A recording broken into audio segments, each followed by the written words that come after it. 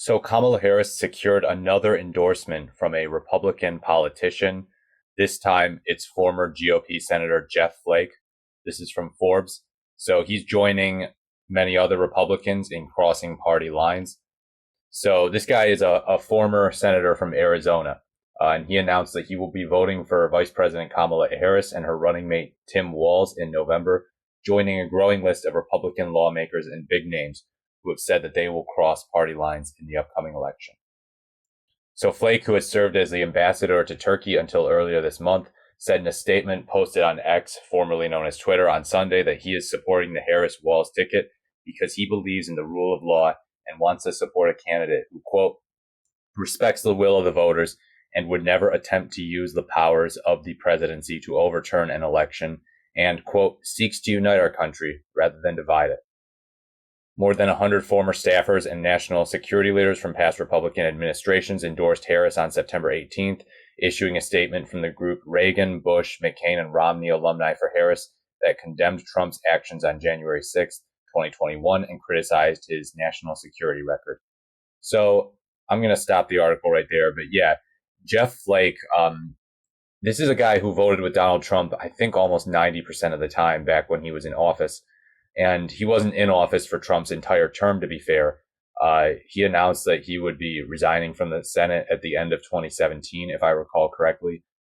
He gave a pretty grandiose speech where he kind of denounced the modern Trumpian politics of just trying to act like a macho tough guy, and the idea of like, oh, I'm just telling it like it is.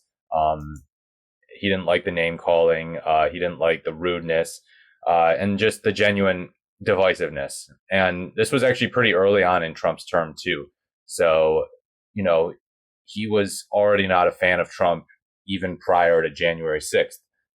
So I think this, the endorsement speaks for itself. As he said, he's endorsing Kamala Harris not because he's on board with a progressive agenda. He's not saying he supports, for example, price caps or, Kamala Harris's economic policy or her regulatory policy or what have you. He's just saying, hey, Donald Trump is an untenable candidate.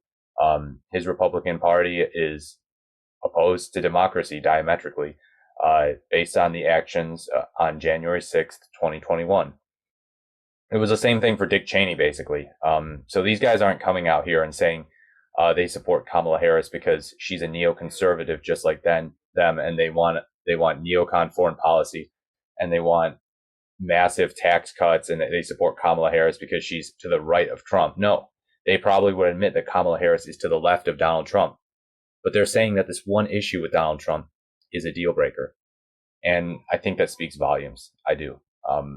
Especially when Trump's getting some of these former Democratic endorsements from the likes of Tulsi Gabbard and RFK Jr., except those endorsements ring a lot more hollow. They come off a lot more scripted.